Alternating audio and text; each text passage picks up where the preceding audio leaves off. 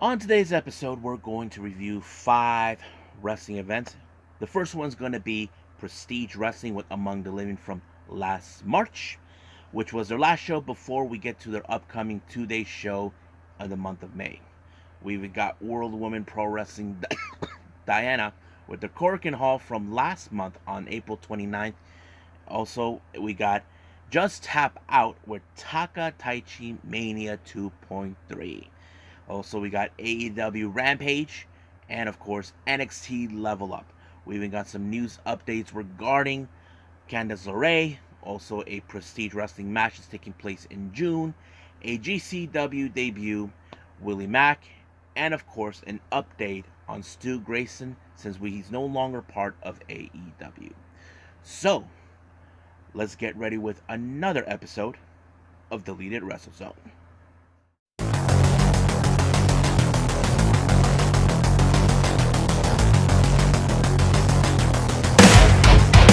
Are you ready? Get up, get up! Get up, get up! Get up, get up! Get up, get up! Get up, get up! Get up, get up!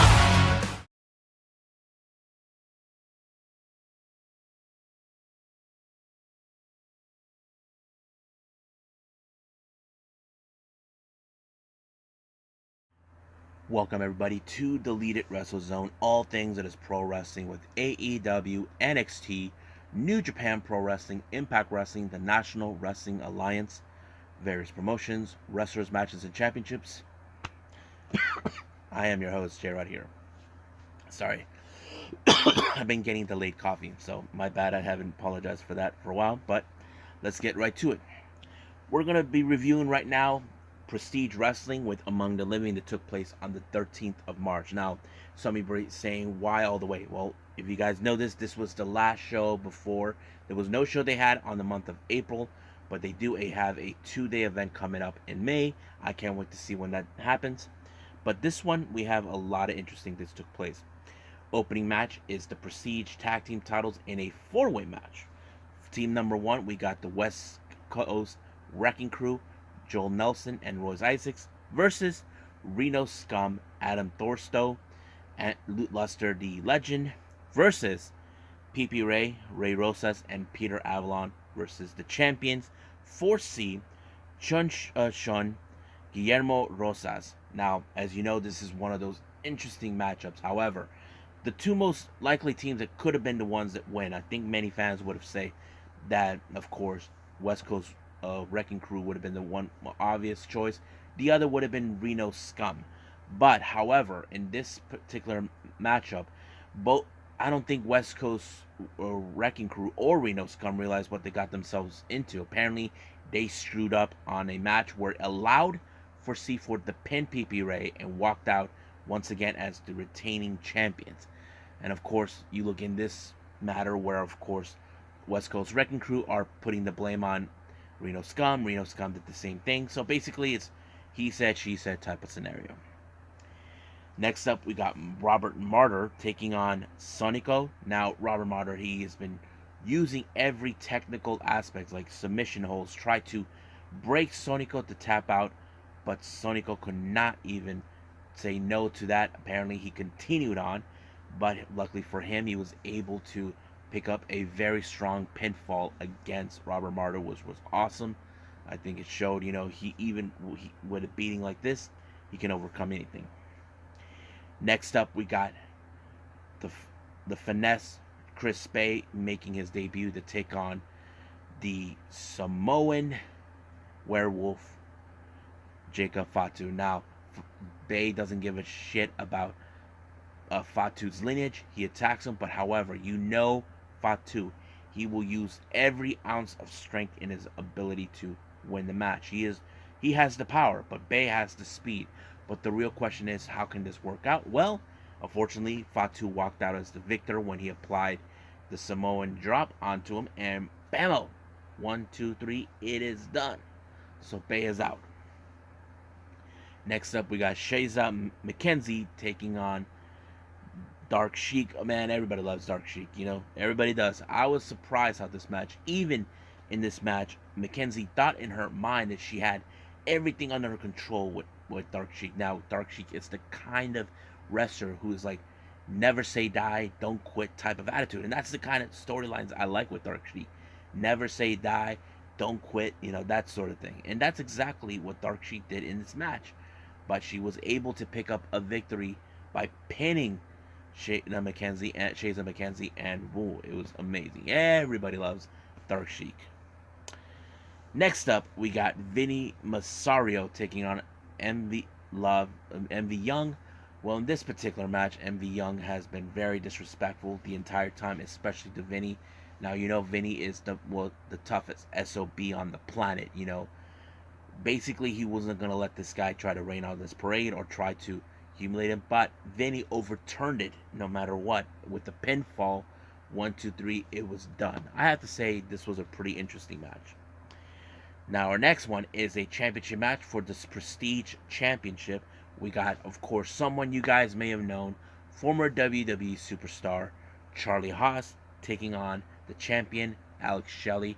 This entire time, Haas has been trying to play mind games, trying to use dirty tricks in order for him to win this title. Like, it's more like a ride or die scenario, like this is his last run, that sort of thing. I think that's, but of course, Shelley wasn't going to tolerate Haas's shenanigans no matter what. But luckily, he picked up a fast pinfall onto Haas, and then once he pinned him, he told him, get the F out of Prestige. And of course, everybody agree with him. Next match, we got Titus Alexander taking on Join the Dark Order, Alan 5 Angels. I was like surprised to see him there, but it was a pretty good match. Alexander, who is considered himself the franchise of pro wrestling, will not tolerate the fact that a guy like Angels, who already is popular with one of the most popular factions in pro wrestling, we're talking about the Dark Order, is there to rain on his parade. But he's been trying, yelling the entire match, telling him to tap out, give up. But Alan Angels will not do that. That's not what he's about. We know if you guys remember, he had great matches before we even knew who Alan Angel is. And of course, this one played out fantastically. He did pick up a very strong pinfall, winning for his match, and of course, making his Dark Order brethren proud. Next up, we got women's action. We got Nicole Savoy versus La Güera Loca, Tail Valkyrie. Yes, folks, I thought this match was great. Now, Nicole Savoy used every trick, every submission trick she can pull in order for Tail Valkyrie to submit, but she will not tap out or anything necessary. But it did show the Tail is back with a vengeance, as you know. If you guys remember, she did state it that she felt like she was being held hostage by her previous employer. But now that she's free and unleashed, she picked up a very strong victory against Nicole Savoy. What a way for her. I don't know what other places she'll be in the independents, but her being in Prestige was great for her. Now, our main event, this one is a balls to the wall slobber knocker match between Kevin Blackwood and Tom Filthy Lawler. Man, this match was nuts. You wouldn't expect a whole lot in this one. There was a lot of chops, a lot of submissions, but everything was so great. But it was Kevin Blackwood who walked out as the victor of this match, gaining some recognition. Now, if you guys know this, he has been gaining a lot of recognition in this more shorter time. That's what I like about this guy. He is pulling all the stops to reach his full potential. And he won by an incredible pinfall by pinning Tom Lawler. So I think that's pretty much it, what we got with Prestige Wrestling. I believe it's time to move on with Diana.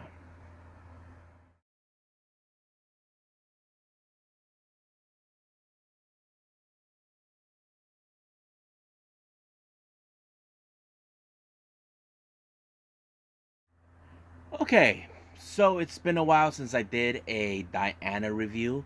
If you guys must know, I watched all their Diana shows on YouTube, but they haven't done any recently for months now, since they began doing this tournament for determining who will be the world champion. I've been aware they've been doing matches, but I haven't seen any of them. But, however, recently, luckily, Watch Pro Wrestling decided to put this one on. This Diana event took place in Korakuen Hall on the 29th of April. Now, strangely, this was the same day where we had the Cinderella tournament, which a lot of wrestling goes on that day. But let's get to the beginning. We have, of course, Miran taking on the founder, Kyoto Inoue. Now, Kyoto Inoue had two matches on this particular night. But Miran, who is basically the new young wrestler coming out, this I kind of see this as more like a dark match or something, but it's not. But it was pretty good. However, Miran really has learned a lot. But however, she got power bombed by Inoue in order to win the match, which was pretty interesting. So I know that Miran will learn more, as when she's adapting more and more with more matches that she will be in. But we'll see about that. Now our next match is a battle royale. We have 6 women involved in this match. We have Imiko versus Deborah Kay versus Nanami versus Rina Amikura from Colors versus Kakeru Sekiguchi versus Madeline. Now, anything could happen in this type of match who will be thrown overboard, but I can tell you I'm going to skip all that. But the last 2 people involved in this particular match was Madeline and Sekiguchi. Now, I have seen Madeline many times over how she has been one part of the roster for many years. And of course, Sekiguchi is like a freelancer, been with many promotions over the years as well. Mostly she came from Actress Girls, but Sekiguchi was almost close in beating her, but it was Madeline who picked up the victory when she had her pinned down long enough for the referee to go with the 3 count. Sekiguchi kind of protests a little bit. Was it really 3? Well, it was. So basically, she lost the match. Next up, we got intergender tag team match. We got Mashida Hayato teaming up with Prominence Risa Serra, taking on Super Tiger and Tiger Queen. Now, this was, if those who know who Risa Serra is, no, she did not bring any hardcore deathmatch weapons. This is just a straight up match, no problem. But it was a pretty good darn one that I enjoyed because it showed a little bit more. Like, if you guys know who Super Tiger is, he is I think one of the Tiger Mask characters. And Tiger Queen, I don't know exactly what the lineage with the Tigers, but it was pretty good. I like it. But it was Tiger Queen who picked up the victory when she pinned Risa Serra, and that was pretty much it. So the Tigers walked out with the W. Now, they throw in a little announcement letting them know that they're selling Shinjiro Otani shirts with a picture. Whatever money that they earn from selling those shirts, they said they will donate it to Otani. As you know, he suffered an injury not too long ago, and I have to say it's a pretty generous thing for the promotion Diana to do something like this. I'm sure every promotion across the wrestling world are doing the same thing. There are those who are donating their merch money that they make in order to help. That's a pretty good thing. Now, our next match is another intergender tag team match. We have Masato Tanaka teaming up with Aja Kong to take on Osamu Nishimura and Kyoto Inoue. Now, this was another different matchup with Kyoto. I mean, these wrestlers are more like veterans. If you guys notice, they seem like they have much experience.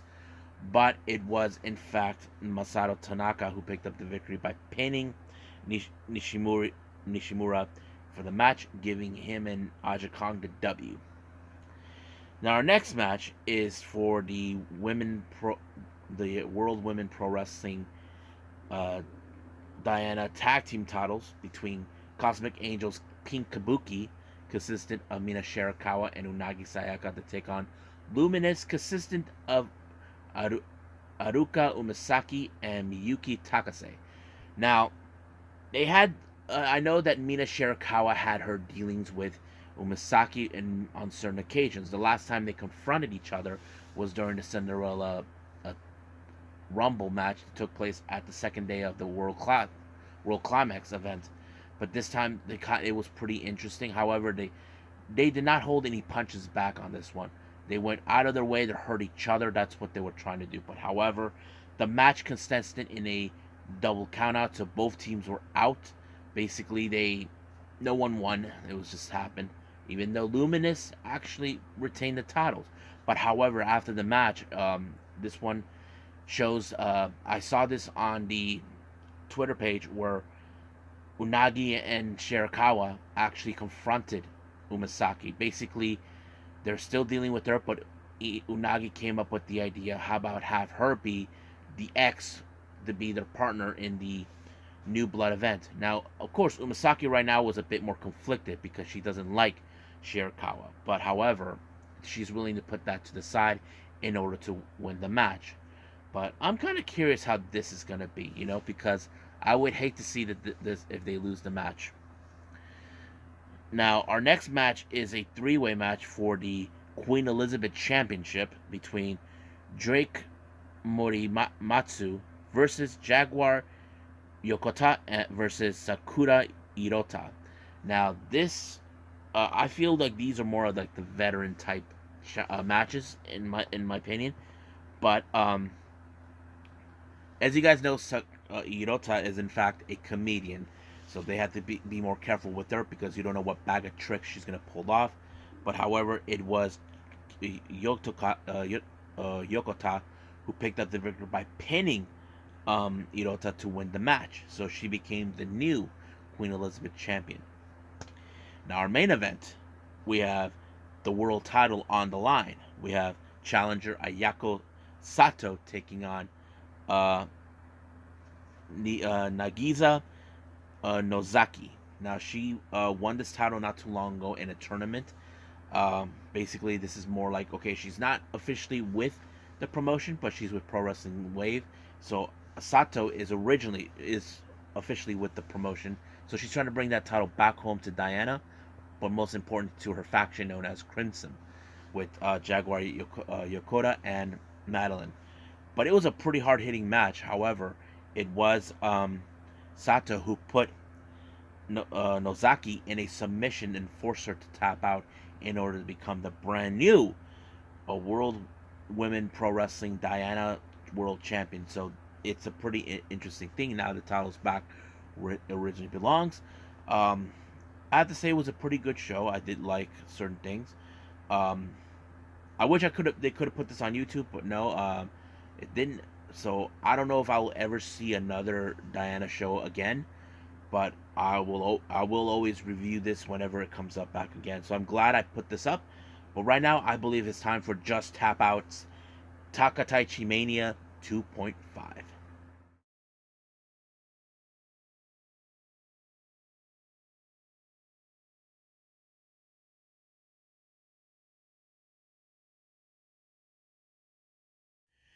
Okay, so it's been a while since I did a Just Tap Out, but also a TAKA Taichi Mania. This is an annual event that the members of Suzuki-gun gets involved, mostly produced by TAKA Michinoku and Taichi. If you guys know this or not, those two knew each other all the way from All Japan Pro Wrestling, and of course, so on and so on with Kojima-gun and Suzuki-gun, yada yada yada. So that's the whole story. But this event was very, very interesting. The opening match, we have Masa uh, Kagura and Sumika Yanagawa taking on Rhythm and Yu Yamagata. Now, these are the Yoshi wrestlers within Just Tap Out. If you guys don't know this, Just Tap Out is a co-ed um, promotion. Basically, they got men's and girls in this one in particularly. So it was a pretty good match, I have to say. I was like thinking how, like in the way the only factor in this is Yu Yamagata, who is a veteran in the Yoshi world. So basically, I thought her expertise would be, but somehow, uh, Kagura and Yamagawa, what's her name again? Yamagawa, they both really, really did a cohesive maneuver. I have to say they have worked well. They did pretty well in this one. I think someone mentioned how Kamagawa really is brought a good impression. I have to say I agree. It was, of course, Kamagawa who picked up the victory on Rhythm, so it was pretty good. I have to say she really could be one of those wrestlers that maybe one day will step up her game and maybe go to another promotion. But until then, she will continue to thrive and Just Tap Out. Next up, we got the men's taking the stage, we got a trios action. We got Akira Jumonji, um, Genta Yubari, and Fire Katsunami taking on Arita, Eagle Mask, and Yuya Takakura. Now, Takakura is one of their current champions in the promotion, but I thought it was a pretty interesting match. Now, I would have assumed because Team 2 were most likely to win, but Team 1, they put all their opponents in a submission, and that's how they won by submission. It was very impressive. All three members were in a submission, and it was over right from there. Next up, the women's once again taking on. We got the members from Just Tap Out only.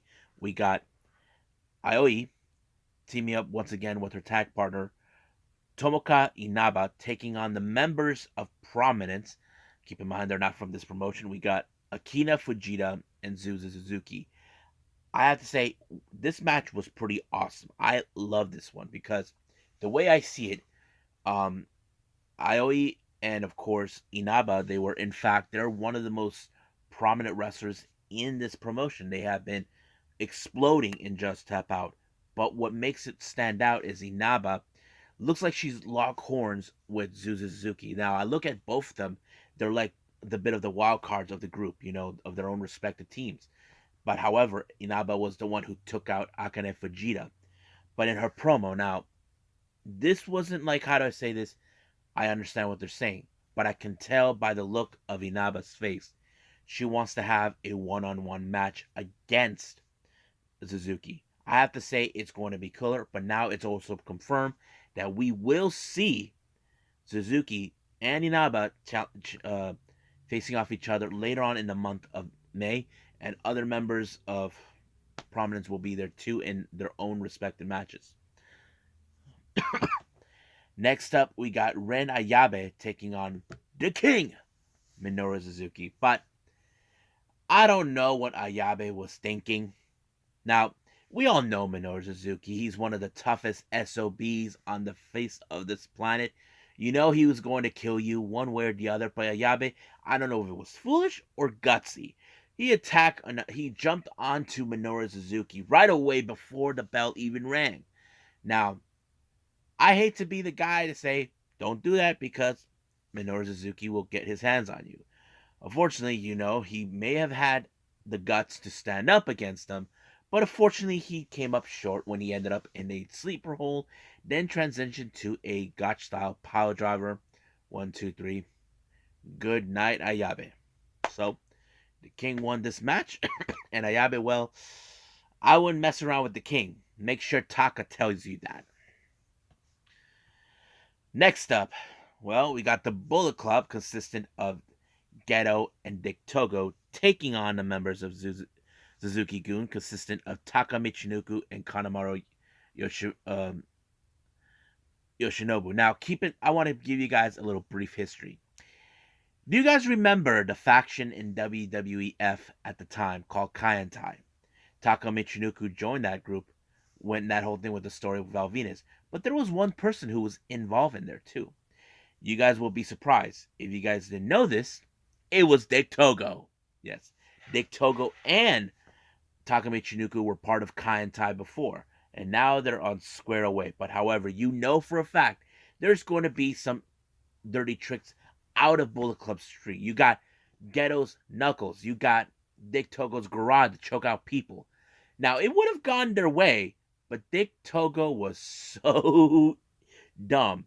He did not see what transpired. When Kanemaru was completely out, Geto was about to make the final kill to pin him, but however, Kanemaru surprised him with the pin, and of course, Dick Togo had no clue what happened.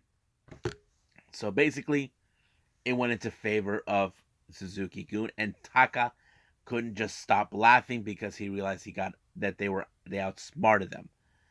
Of course, Geto was going F-bombs backstage that he can't believe that he lost. Well, that's what happens.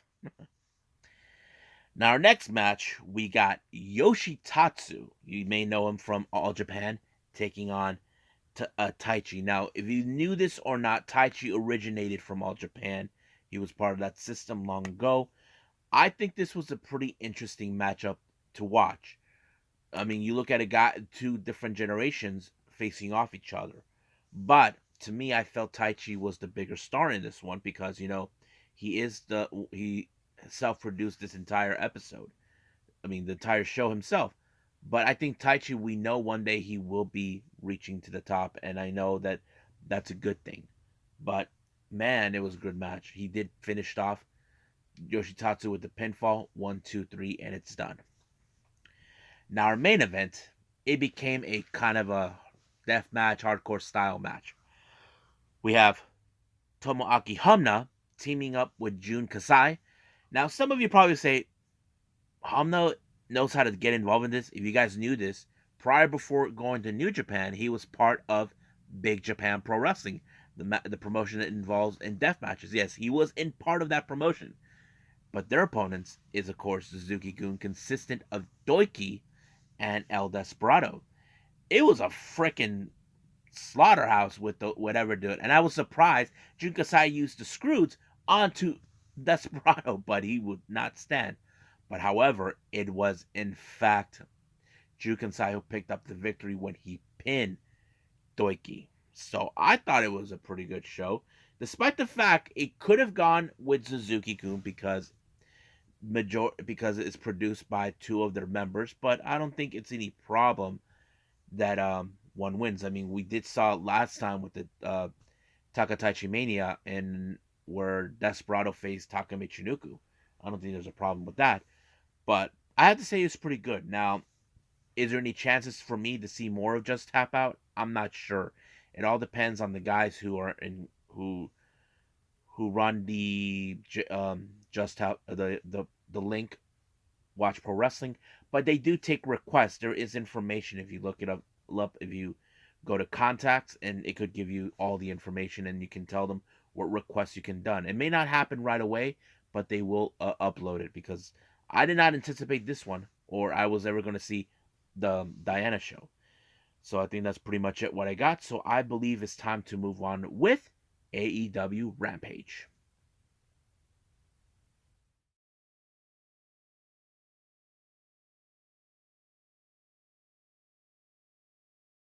Okay, AEW Rampage. So let's talk about it.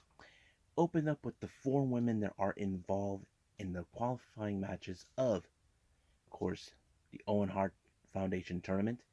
We got Jamie Hayter teaming with Britt Baker, taking on Toni Storm and Ruby Soho. Now, things were pretty interesting. However, at some point there was a bit of a problem where Ruby Soho pushed Jamie Hayter right towards Britt Baker, and the chaos began right there. It did gave for Toni Storm to pick up a good, strong victory. So the real question does remain in this one. Who does have the better momentum winning the match? As you know, the first round matches features Toni Storm versus Jamie Hayter. Now, as soon as the match was over, Excalibur said he had a phone call from Eddie Kingston, and Kingston sent a threatening message to Jericho, explaining to him the kind of things that he did last week with the fireball. And this time, he's not joking around. So now Jericho is a bit concerned, realizing that everything he did was all fun and games. But Eddie Kingston, we know he doesn't play. Now, once again, Tony Nese. He's been feeling like left out of the equation on many occasions, even with Smart Mark Sterling by his side knows it. However, we all assumed that he was calling out Hook, but for some odd reason he called out Danhausen? I mean, I don't know what's the angle on that. I mean, we would assume Hook because Tony Nese looks at Hook as you were given everything on a silver platter, and he looks at himself as I'm the one who has to work to the top. So I don't know exactly, but Hook did had a match against JD Drake. Man, that match was pretty amazing, until JD Drake had no choice to tap out when he got what's put in a chokehold. Now, People, I don't know exactly. This is more of an interesting thing that's going on. They're expecting Danhausen and Hook to team up. I mean, it is a weird pairing. I mean, I don't know. They're calling it Hookhausen. I don't know. But Hook was not, feeling it, but Hausen left behind a present for him, which is a bag of chips with a bow. But only time will tell. See what happens. Will Hook do something creative with Danhausen? No, we don't know. That is something we are definitely going to see. Now, as you know, Dax Harwood, I think that's his name, he is involved in the upcoming Owen Hart Tournament. He sends a strong message to Adam Cole because, as you know, Adam Cole and him are part of the first round matches. However, Adam Cole has made a statement on various occasions in the past saying that he's going to win the whole thing. But Dax believes that he's going to win it because he's a fan of the Owen Hart of the Hart family. He worked his butt off and all this and that. So this is more of a strong, debatable situation. But I can't wait to see what that match is going to bring. Now our next match is the Owen Hart uh, tournament qualifying match with a bunch of Yoshi wrestlers. We got Yuka Sakazaki taking on Riho. Now, a lot of people talked about Riho's new look, especially as you know, she was out of action for 3 months since the Battle of the Belts back in January. I have to say, she hasn't seemed like she missed a step. Yuka Sakazaki also came back. As you know, she had to miss an event in Osaka with Tokyo Pro. But I have to say, it was a pretty good match. If those who are not aware of the Yoshi wrestling, you definitely would enjoy this too, because I've been a fan of the Yoshi wrestlers since 2019 when AEW first started, brought in these Yoshi wrestlers, and you can see why. But it's one amazing match to enjoy. However, it was the running um, knees to by Rio to Yuka Sakazaki that allowed her to win the match. And I think Riho is like one of those people that said to herself that she could be wants to be the first person to win the tournament. However, her first opponent is none other than Ruby Soho. So we'll see about that when the day comes. Now, Sean Spears, as you know, he has also been, how do I say this, sending a direct message to Wardlow. As you know, we know that MJF has some plans to make sure that Wardlow is no longer back with the company. As you know, he works for him only. But however, in this particular, Spears is making a compelling argument. But we'll see what that happens. Now, once again, Lambert along with Sky and Page were taking the stage. Ethan Page believes now declares that the mixed tag team match is off. But I highly doubt that. I really believe. I'm starting to think that maybe that match will be on when Sammy returns. As you know, he's currently in Brazil with Ty Conti. If you guys have been seeing his social media, but however, Frankie Kazarian feels that he needs to own up to the agreement they had. As you know, last time Scorpio Sky convinced him, saying that he wants to have another shot at Sammy. Frankie Kazarian did, and that's exactly. But I have that distinct feeling that Page and Lambert may not like what they're seeing. But what does this mean right now? Will they break away from Sky? I don't know. We'll find out as soon as possible. Now, Ricky Starks was talking about recently, since he's in commentary, that he's going to hurt Jungle Boy, make him pay, but Jungle Boy showed up, kicked his butt, ripped off his shirt, sending a direct message to Starks saying that he is coming for the FTW title. Our main event, we have Jay Lethal along with Satama Singh and Sanjay Dutt to take on Konosuke Takeshita. As you know, he is currently on the expedition here in the States. Before the match started, Takeshita said he's not afraid of Lethal, but Dutt's saying he should. But I have to say it was a pretty good darn match.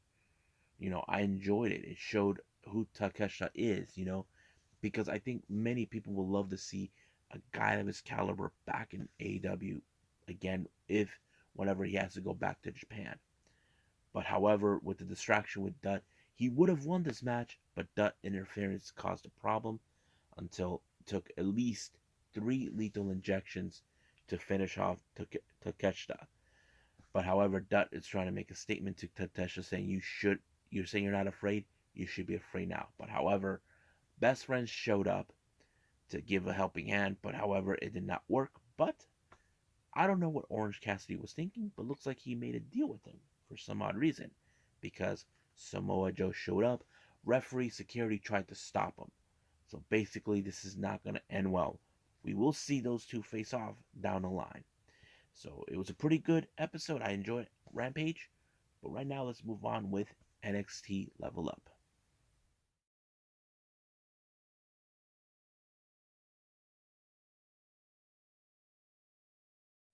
Okay, NXT Level Up. Well, we'll see who levels up here.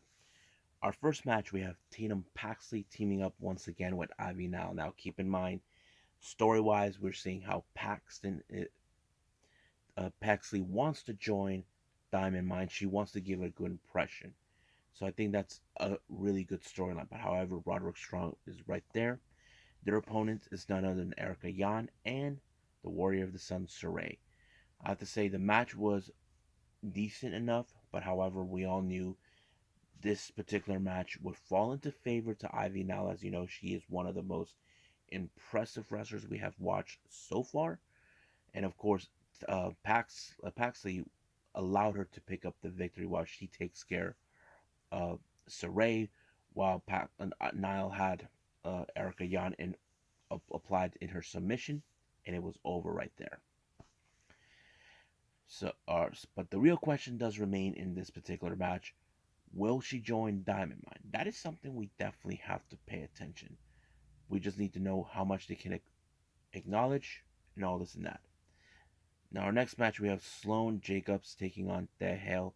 These are two of the youngest members of the of the roster, and I think it tells us another story. But who is more hungry? As you know, these two ladies are in fact part of the women's NXT Breakout Tournament. So basically, it's more a preview of what's going to take place. We still don't know the brackets yet, but we can pay attention. But I have to say, Sloan Jacobs did pretty well for herself, winning this match by a pinfall, and it's okay. But we do know we have to see how this is going to play out at the Breakout Tournament.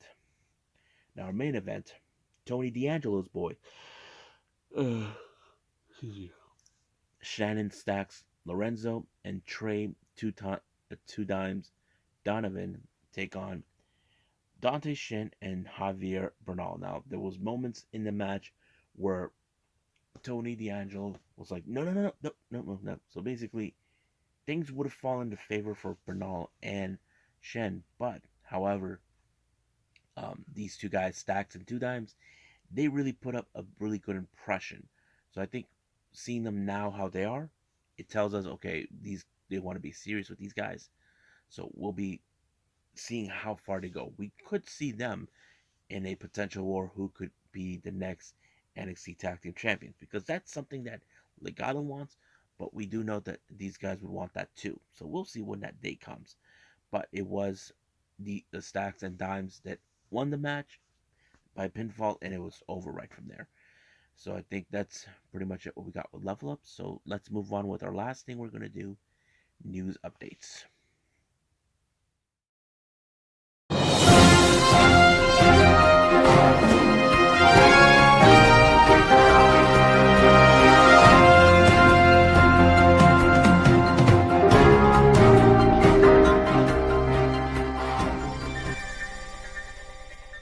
Okay, you may have heard already the news. This one was coming from Fightful Select. It's now been told that Candice LeRea is no longer with the company. Her contract expired. Now she's officially a free agent. Now, let's talk a little bit about that. I highly doubt we're going to see her in wrestling soon. As you know, she's a brand new mom. She became a mother 2 months ago. But I have that distinct idea that she probably will take a bit of a break to raise her son. So the question does remain, when we'll see her back. I don't know. That all depends on how she feels. But she did tease a photo of her with Tegan Knox and Dakota Kai. What does that mean? Are those three going to reunite and be like a faction or something? Because we don't know yet. As you know, Tegan Knox and Dakota Kai recently were released. Well, Dakota Kai was released last year. I mean, Dakota last month, but Tegan Knox last year. So I think that kind of puts us okay. We don't know yet where it's gonna go. But as for her husband, we know Johnny Gargano. His contract is expired. We don't know yet where they're gonna go. We do know that Blake Christian called him out. It's still unheard.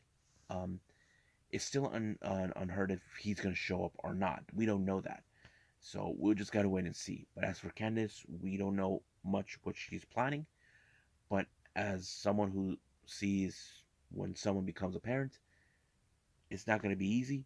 But we do know that she could be possibly focusing on being a mom at this moment, giving her son the attention she needs. Now, as you know, Takeshita has made has been in quite a role, and it was announced recently that he's going to appear in Prestige Wrestling. Now, I already mentioned this when his match again in Gardens State Pro is going to be Josh Alexander. Now, this one with Prestige is going to be Lee Moriarty. I'm hopefully I get to see that. I would love to see it. It's going to be one hell of a match. Now, we have an interesting GCW debut, and I think many of you guys will be happy, surprised, shocked, whatever you want to say. Will Ospreay will make his debut on GCW at the Providence show. I Never Liked You on, I believe, on June 19th. Now, as a fan who's been following storylines, I could see this simple. As you know, Moxley beat Will Ospreay. Ospreay will not take that loss lightly. Say that he'll go to the ends and the worst to beat him. Now, I wouldn't be surprised his arrival will factor in that he wants a shot of the GCW World Championship. That is something I do speculate it's going to happen. He's going into Moxley's world, and I think he wants to collect that belt, proving once again he is the best wrestler in the world and all this and that. But that's how I would see it. But until then, we'll just wait and see. Now, Willie Mack has announced on his Twitter page earlier in the day that he is no longer part of Impact Wrestling. It was a bit of not shock but surprise to me. However, he did stated that his contract expired, but he declined to renew his contract. I don't know what's the reasons of it, but we do know he did stated that he is going to take indie bookings. He's already put out his email saying that I'm ready to be booked. So I can't wait to see him where he's going to go. I have seen him in person a couple years ago, but we'll see. Now, our last thing we're going to talk about, as you know, recently Stu Grayson was released by AEW due to his contract being expired. And I know a lot of people have said a lot of things have been going on, but this is his official statement that he says. On April 30th, my contract with AEW expired. Best of luck to everyone working for AEW, our great production and medical team, and of course, every man, woman who steps into the ring. And to my Dark Order family, I hope the world will see what you truly are capable of. So basically, he seems in good spirits, basically, but we do know that Tony Khan could bring him back if he wanted to. We just don't know when will that timing be right. Um, I know many of the Dark Order fan base are a bit of shock too, but let's just keep in mind, let's give him our full support that he needs. We know he'll be somewhere, in the indies. There's no wrong about that. So I think that's pretty much it right now. So what we got. So I believe we should call it a day. Well, I hope everybody enjoys this episode. Me doing 5 reviews, especially the first 3. I wasn't planning on it. I was planning AEW Rampage and NXT Level Up, but Prestige, Diana, and of course Taka Taichi Mania. Those were not part of my plan, but luckily I decided, what the hell, take a gamble and do it. That's the same thing I'm gonna do in the following episode. I've already know what I'm gonna do.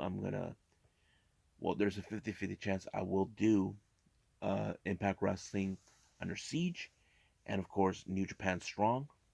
But I don't know what I'm gonna put in the early state of the video, but I don't know for sure. But I'll keep that as a surprise for everybody. Maybe you might enjoy it.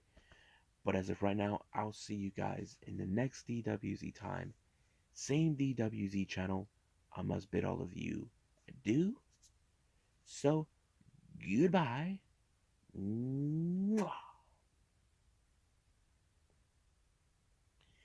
have a nice day. Bang.